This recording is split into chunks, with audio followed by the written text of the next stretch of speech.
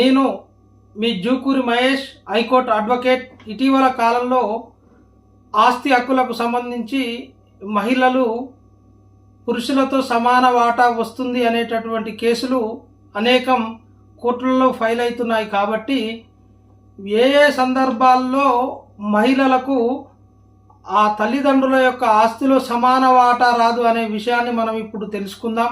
అయితే తల్లిదండ్రులకు మొదటగా సెల్ఫ్ అక్వైర్డ్ ప్రాపర్టీ నుంచి పిల్లలకి, అంటే స్త్రీలు ఎవరైనా స్త్రీధనం తీసుకొని మ్యారేజ్ చేసుకొని వెళ్ళిపోయినటువంటి మహిళలు వారి యొక్క తల్లిదండ్రుల ఆస్తిలో తమకు వాటా వస్తుంది అని చెప్పేసే సందర్భంలో తల్లిదండ్రులు సొంతంగా సంపాదించుకున్న ఆస్తిలో హక్కు అడగడానికి అవకాశం లేదు. అదేవిధంగా 9/9/2005 సంవత్సరం ముందే ఆస్తి పంపకాల్లో వాటా, అంటే ఆస్తి పంపకాలు ఎవరికి వాళ్ళు జరిగిన సందర్భంలో కొత్తగా కేసు వేయడానికి అవకాశం లేదు. అదేవిధంగా తల్లిదండ్రులకు సంబంధించి ఉన్నటువంటి ఆస్తిలో గతంలోనే సంతకాలు పెట్టి మాకు భవిష్యత్తులో ఈ ఆస్తికి ఎలాంటి సంబంధం లేదు అని హక్కు విడుదల పత్రం మీద సంతకం చేసిన సందర్భంలో కూడా వారికి ఆస్తి హక్కులో వాటా ఉండదు. అదేవిధంగా గిఫ్ట్ డీడ్, తల్లిదండ్రులు వేరే వ్యక్తులకు గిఫ్ట్ డీడ్ చేసిన సందర్భంలో దాన్ని ఛాలెంజ్ చేసే అవకాశం కూడా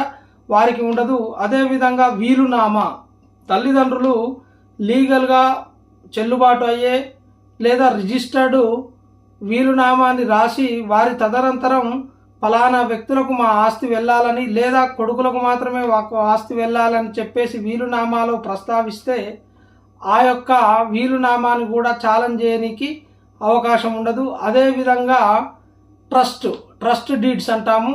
ఏదైనా సంస్థలకు విరాళం ఇచ్చినప్పుడు వాళ్ళ తల్లిదండ్రులు ఆ విరాళం ఇచ్చిన ఆస్తి మీద వీళ్ళు కోర్టులో కేసు వేసి ఆ యొక్క ట్రస్ట్ డీడ్ మీద ఉన్నటువంటి ఆస్తిలో మాకు వాటా వస్తుంది అని చెప్పేసి అడగనీకి అవకాశం ఉండదు.